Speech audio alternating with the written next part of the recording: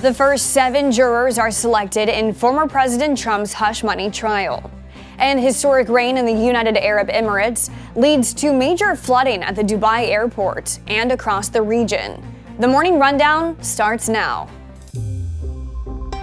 From the Straight Arrow News Studio, bringing the stories that matter to you from across the United States and around the world. This is the Morning Rundown. Today is Wednesday, April 17th. Thank you for joining us. I'm Kara Rucker. The second day of the first criminal trial against a former U.S. president saw 7 jurors being selected, with opening arguments now looking to be just days away. As former President Donald Trump looked on in the Manhattan courtroom, the first 7 jurors have been chosen after the defense argued over prospective jurors' social media postings and whether the jurors could be fair and credible. The 7 jurors ultimately selected include a salesman originally from Ireland, who will serve as the case's foreman, an oncology nurse, 2 attorneys, an IT consultant originally from Puerto Rico, a language arts teacher, and a software engineer working at Disney. Trump is accused of falsifying dozens of business records and has denied any wrongdoing. Another 96 prospective jurors were sworn in before proceedings ended on Tuesday. They will return on Thursday, today being an off day for the trial.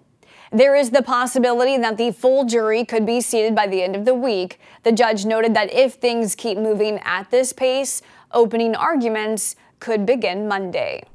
Senators will swear in as jurors today, kicking off the impeachment trial against Homeland Security Secretary Alejandro Mayorkas. The Senate will issue a summons to Mayorkas, informing him of the charges and requesting a written response. He will not have to appear. House Republicans voted to impeach Mayorkas in February, accusing him of willfully refusing to comply with immigration laws amid a surge of illegal border crossings. Mayorkas and Democrats have called the charges baseless. With Democrats in control of the Senate, they are expected to try to dismiss the trial this week. 4 months after a congressional hearing on anti-Semitism on college campuses led to the resignation of 2 Ivy League presidents, the president of Columbia University will field questions today from that same committee. Manu Shafiq was originally set to testify at the House Education and Workforce Committee's hearing in December, but was unable to do so due to a scheduling conflict. Following those hearings, the presidents of the University of Pennsylvania and Harvard stepped down from their roles. Today, Shafiq will answer questions on the university's response to conflicts on Columbia's campus that have been on the rise since the start of the Israel-Hamas war.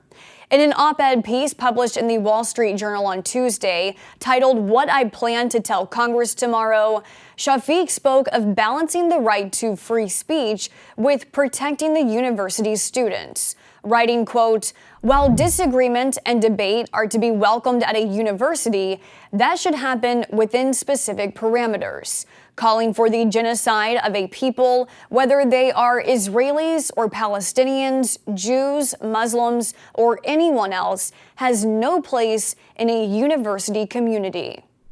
Bob Graham, a former U.S. Senator and 2-term Democratic Florida governor, has passed away at the age of 87. Graham was governor from 1979 to 1987 and served as a 3-term senator until 2005, focusing on education, environment, and immigration. Graham was known for his practical political style and work days, where he took on jobs like a short-order cook and bellhop to connect with voters. Graham also served as the chairman of the Senate Intelligence Committee and led the investigation into the 9/11 attacks. He ran unsuccessfully for the 2004 Democratic presidential nomination, highlighting his opposition to the Iraq War. In his statement announcing his passing, his family calls him unforgettable.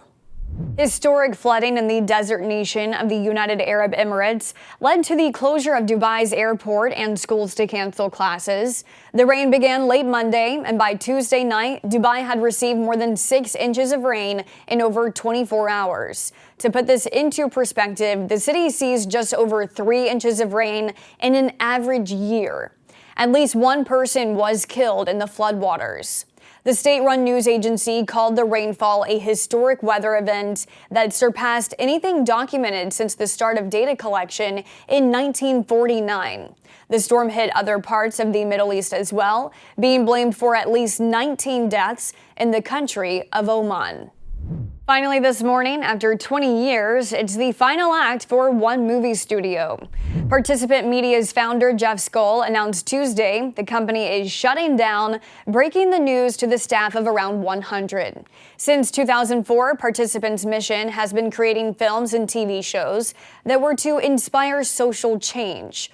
Participant was behind such projects as Oscar winners Spotlight and Green Book, movies like Lincoln and Wonder, the documentary An Inconvenient Truth, and the Netflix series When They See Us.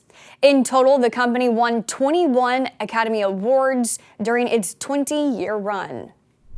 These are your top stories for this Wednesday. Unbiased, straight facts, that's Straight Arrow News.